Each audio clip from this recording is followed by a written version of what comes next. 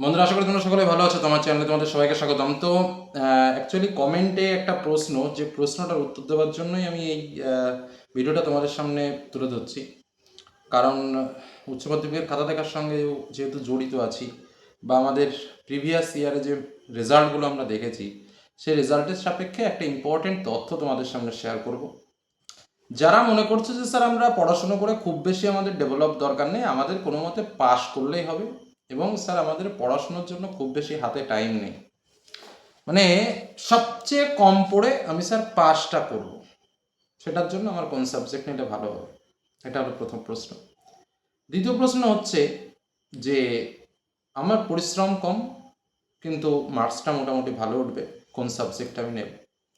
তার থেকে বড় যেটা এবার আমি তোমাদের বলছি, তোমাদের এই দুটো প্রশ্নের সাপেক্ষে স্বাভাবিকভাবে উচ্চ মাধ্যমিকের রেজাল্ট হলে আমি তোমাদের কয়েকটা সাবজেক্টের নাম আমি এখন বলছি, যে সাবজেক্টগুলোতে ফেল 1% ক্যান্ডিডেটকে খুঁজে পাওয়া যাবে না।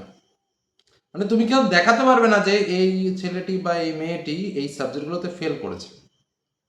আমি সেরকম কিছু সাবজেক্টের নাম আমি তোমাদের বলছি, যদি তোমার স্কুলে থেকে থাকে তাহলে এই সাবজেক্টগুলো নেবে। আছে তো বটেই, অনেক অনেক স্কুলে আছে। যেমন ধর একদম একটা কমন সাবজেক্টের কথা বলি, সেটা হচ্ছে সংস্কৃত।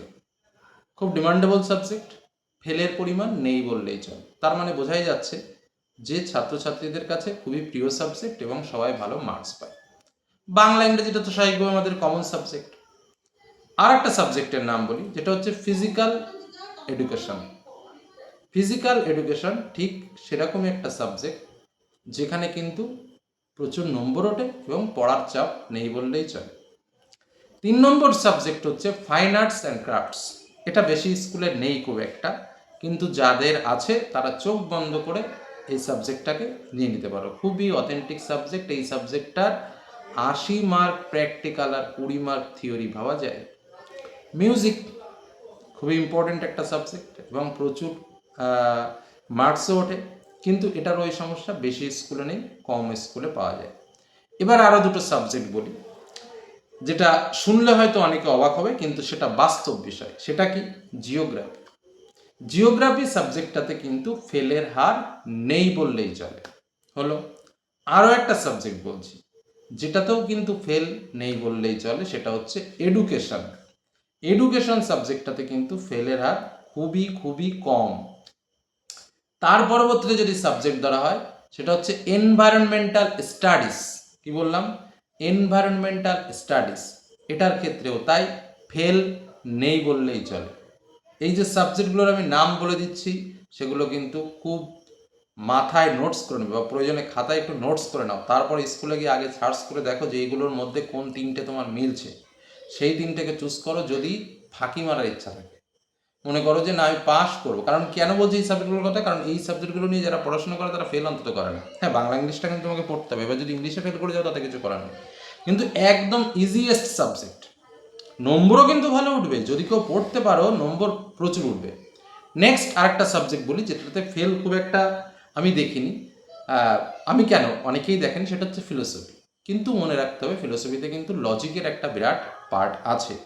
যদিও এখন স্বাভাবিক যে ছন্দ আমাদের, সেখানে আমরা হিস্ট্রি, পল সায়েন্স, এই সাবজেক্টগুলো দেখেছি, সেখানেও কিন্তু ফেলের পরিমাণটা কম। কিন্তু আমি যে সাবজেক্টগুলো বিশেষত বললাম, এই সাবজেক্টগুলোতে কিন্তু খুবই ইজি সাবজেক্ট, খুবই সহজ সাবজেক্ট। ও নিউট্রিশনটা নিশ্চয়ই বলেছি, এনভায়রনমেন্টাল স্টাডিজটাও বলেছি। তো যাই, এই যে সাবজেক্টগুলো বললাম, আমি সংস্কৃত বলেছি, এই সাবজেক্টগুলো কিন্তু খুব পছন্দের সাবজেক্ট ছাত্রছাত্রীদের, এবং খুব অল্প পরিশ্রমে ভালো মার্ক পাওয়া যায়। এবং ওই যে বলে না, কিছু কিছু ফাঁকিবাজি স্টুডেন্ট আছে যে অল্প পড়ে খুব কমন পেয়ে যাবো, অল্প পড়ে খুব ভালো মার্কস পাবো, তাদের জন্য কিন্তু এই সাবজেক্টগুলো একদম এক অমৃতের মতো ব্যাপার। তো যারা একটু দুর্বল প্রকৃতির ছাত্রছাত্রীরা আছো, বা মাধ্যমিকে টেনে টুনে পাশ করেছো, বা পড়াশোনায় অতটা স্ট্যান্ডার্ড নয়, কিন্তু মনে করছো যে না স্যার কোনো মতে হাই সেকেন্ডারিটা আমি পাশ করবো, আমি তাদের জন্যই এই কথাগুলো বললাম। তবে একটা কথা, প্রত্যেকটা সাবজেক্টের ভবিষ্যৎ আছে। সহজ মানে এই নয় যে আমি সেটাকে পড়বো না, কিছু না কিছু তো পড়তেই হবে, কিছু না কিছু তো জানতেই হবে। হ্যাঁ, কি বিষয়টা হয়তো অন্যান্য সাবজেক্টের যত লেন্দি বিষয় রয়েছে, তবে তার মধ্যে জিওগ্রাফি যেমন প্রচুর প্রচুর লেন্দি বিষয় আছে, কিন্তু কেউ ফেল করে না যারা জিওগ্রাফি নেয়, এটা মজার ব্যাপার।